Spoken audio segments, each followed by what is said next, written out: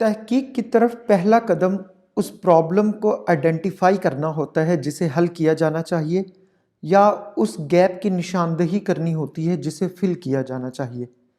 اسے تحقیقی اصطلاح میں ریسرچ کوسچن کہا جاتا ہے، اور میرے اس پروجیکٹ میں ریسرچ کوسچن یہ تھا کہ اس وقت دنیا میں طبی لحاظ سے سب سے بڑا مسئلہ کیا ہے اور اس کو کیسے حل کیا جا سکتا ہے۔ اگرچہ 2020 میں آنے والی وبا کے بعد میڈیکل ریسرچرز نے انفیکشس ڈیزیزز یعنی متعدی امراض اور ان کے مہلک نتائج کے بارے میں لکھنے کے لیے اپنے قلم دوڑائے، مگر کسی ایک ہی سمت میں تحقیق کرتے رہنے کا نتیجہ یہ نکلا کہ میڈیکل سسٹم کے حقیقی مسائل اور 21ویں صدی میں بیماریوں کے حقیقی رجحان کی طرف دھیان کم ہو گیا۔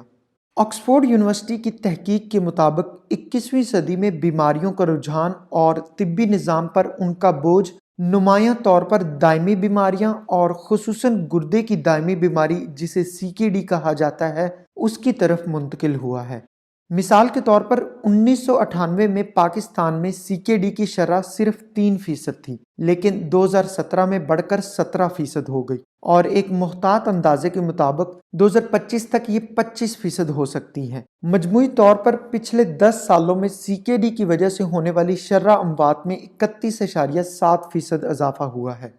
2017 میں ڈان اخبار کی رپورٹ کے مطابق 2.5 کروڑ پاکستانی گردے کی دائمی بیماری میں مبتلا تھے، لیکن مجھے خدشہ یہ ہے کہ اصل اعداد و شمار اس سے کہیں زیادہ ہو سکتے ہیں، کیونکہ ایک عالمی رپورٹ کے مطابق گردے کی دائمی بیماری میں مبتلا 10 میں سے 9 افراد اپنی حالت سے بے خبر ہیں۔ اس ہوش ربا انکشاف کا جواز پیش کرنے کے لیے میں آغا خان یونیورسٹی ہاسپٹل کے 2015 میں کروائے گئے ایک سروے کا حوالہ دوں گا، جس میں انہوں نے طارق روڈ پر خریداری کی غرض سے آئے ہوئے 30 سے 80 سال کی عمر کے 293 افراد کے سیرم کریٹینن کی جانچ کی تو پتہ چلا کہ ان میں سے 25% افراد CKD میں مبتلا تھے، جو کہ نہ صرف اپنی حالت سے بے خبر تھے بلکہ خود کو صحت مند بھی تصور کر رہے تھے۔ اسی لیے تو CKD کے مریض اکثر آخری سٹیج میں ہی ہسپتالوں کی ایمرجنسی میں آ رہے ہوتے ہیں، اور اس وقت زیادہ تر مریضوں کے لیے ڈائلسس یا کڈنی ٹرانسپلانٹ کے علاوہ کوئی اور راستہ نہیں ہوتا۔ پاکستان سوسائٹی آف نیفرولوجی کے مطابق پاکستان میں ہر سال 20,000 سے زائد لوگ گردوں کی ٹرانسپلانٹ میں اپنی باری کا انتظار کرتے کرتے بستر مرگ پر ہی دم توڑ دیتے ہیں۔ اب ایک ڈاکٹر ہونے کے ناطے تو مجھے میڈیکل کی کتابوں میں لکھی یہ بات کہ 90% kidney damage can occur without شوئنگ any symptom, یعنی گردہ 90% تک ڈیمیج ہو سکتا ہے بنا کسی علامت کو ظاہر کیے، مان لینی چاہیے، مگر ایک محقق ہونے کے ناطے میں اس بات کو تسلیم نہیں کر رہا تھا۔ تو میں نے مزید تحقیق کرنا شروع کی اور اس کے لیے سب سے پہلے اس مرض کے سادہ ترین بنائے استدلال کا مطالعہ کیا۔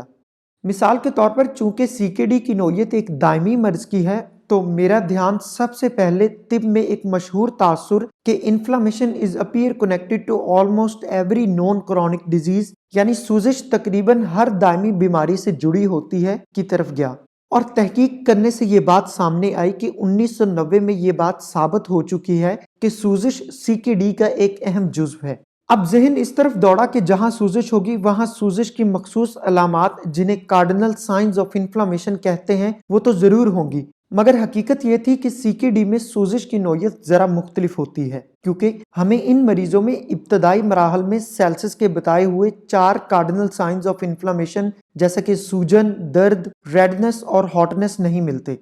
مگر پھر میرا دھیان جالینوس کی بتائی ہوئی سوزش کی 5ویں علامت جسے فنکشولیسا یعنی افعال میں متاثر ہونا کہتا ہے اس کی طرف گیا۔ میں یہ بتاتا چلوں کہ جالینوس کی سوزش کی تفہیم میں اس ایک علامت کی شراکت اتنا بڑا کام تھا کہ روڈولف ورچو، جنہیں جدید پیتھولوجی کا بانی کہا جاتا ہے، ان کا PhD تھیسس اسی فنکشولیسا پہ تھا۔ دراصل اس علامت کا مطلب یہ ہے کہ جہاں کہیں سوزش ہوگی اس عضو کا فعل ضرور متاثر ہوگا۔ اور پھر مجھے نیشنل کڈنی فاؤنڈیشن کی طرف سے شائع کی جانے والی کتاب the clinical practice guidelines for chronic kidney disease میں سے اس بات کی تصدیق ہوگی کہ the outcome of chronic kidney disease is loss of kidney function, یعنی گردے کی دائمی مرض کے نتیجے میں بالآخر گردے کا فعل متاثر ہو جاتا ہے۔ اب ان حقائق کو جان لینے کے بعد میں نے اپنی تحقیق میں پہلا مفروضہ یعنی فرسٹ ہائپوتھیسس کریٹ کیا، اور وہ یہ تھا کہ جیسا کہ گردے کا بنیادی کام یورین تیار کرنا ہے، تو فنکشنل ایسا یہ تجویز کرتا ہے کہ یورین کی کچھ خصوصیات گردے میں سوزش کے نتیجے میں تبدیل ہو جاتی ہوں گی۔ اور پھر Albert Einstein college of medicine کی تحقیق، جس میں انہوں نے کہا کہ سوزش براہ راست GFR سے مطابقت رکھتی ہے، نے میرے مفروضے کو مزید قوی کیا۔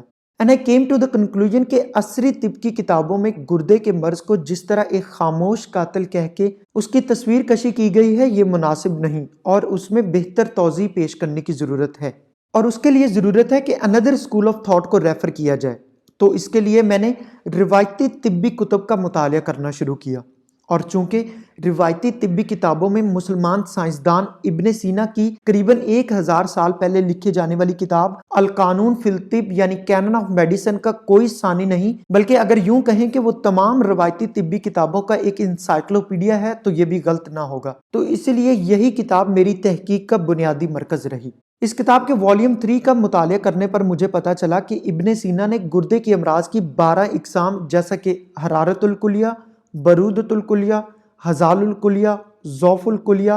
اورام الکلیہ، صلب الکلیہ، قروح الکلیہ، حسات الکلیہ اور اوجاع الکلیہ میں درجہ بندی کی ہے، اور انہوں نے گردے کی امراض کو خاموش قاتل کے طور پر قبول نہیں کیا، کیونکہ انہوں نے ہر بیماری کی نشاندہی یورین میں علامات سے کی ہے۔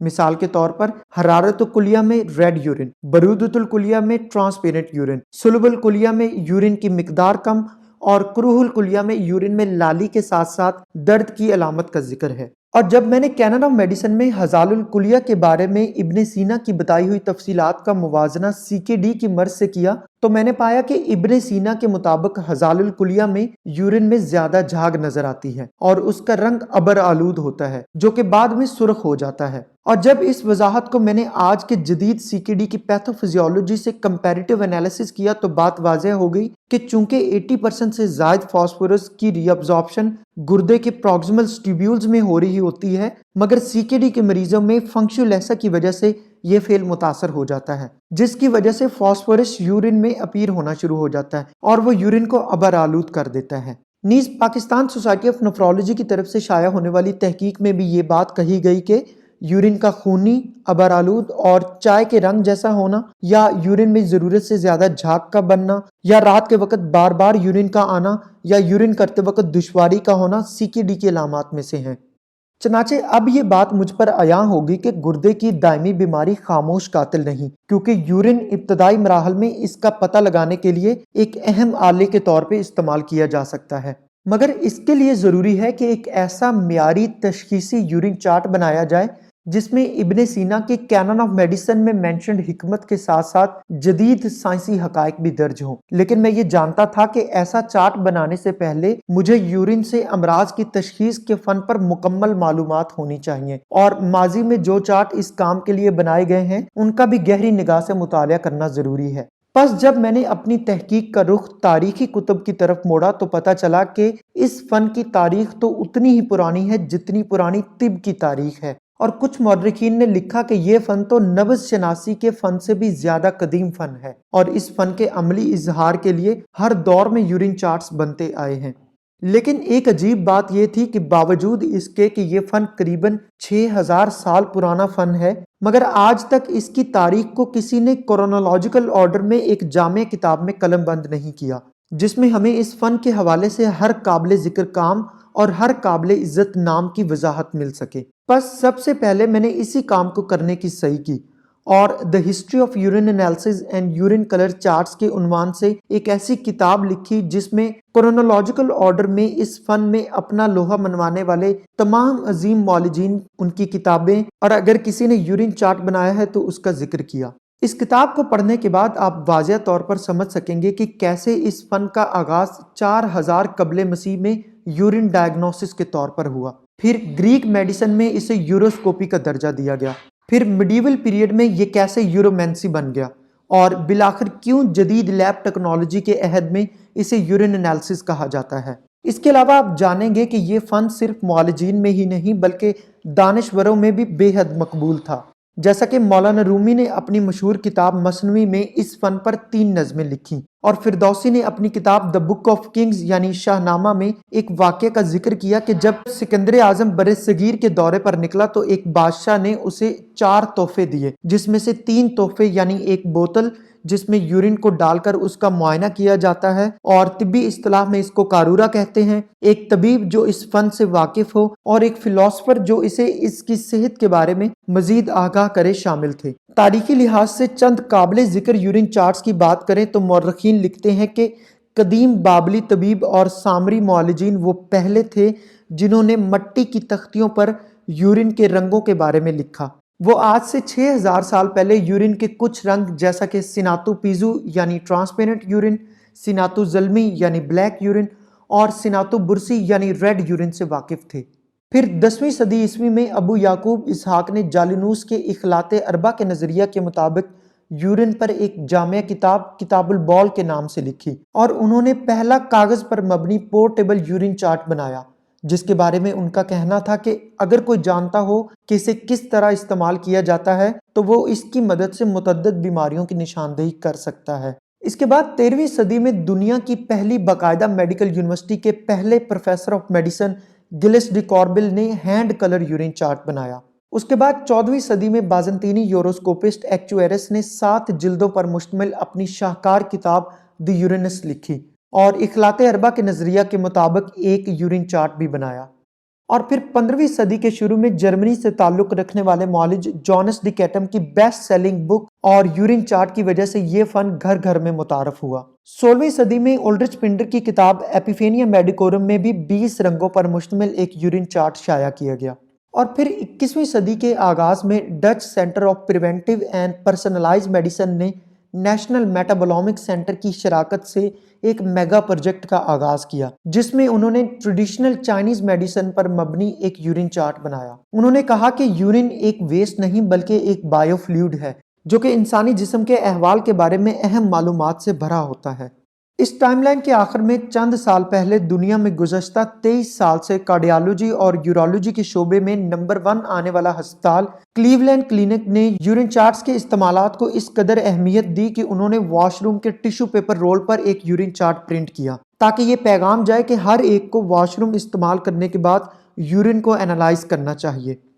وہ اپنے چارٹ پر لکھتے ہیں کہ یورین کی رنگت، کثافت اور بو سے ہماری صحت کی حالت کے بارے میں بہت کچھ ظاہر ہو سکتا ہے۔ یعنی واضح ہوا کہ طب کی تاریخ کا مطالعہ کرنے سے ہمیں نہ صرف ان چارٹس کی اہمیت اور افادیت کا اندازہ ہوا بلکہ ہمیں علم ہوا کہ ہر دور میں نہ صرف قدیم فلسفہ طب بلکہ جدید عہد کے طبی نظریات کے مطابق بھی یورین چارٹس بنتے آ رہے ہیں۔ مگر سوال یہ پیدا ہوتا ہے کہ حالانکہ ہمارے پاس بہت سے یورین چارٹس دستیاب ہیں تو پھر مجھے ایک نئے یورین چارٹ کی ضرورت کیوں محسوس ہوئی؟ اس سوال کے جواب کے بارے میں ہم نیکسٹ لیکچر میں تفصیلاً گفتگو کریں گے۔ تب تک کے لیے اللہ حافظ۔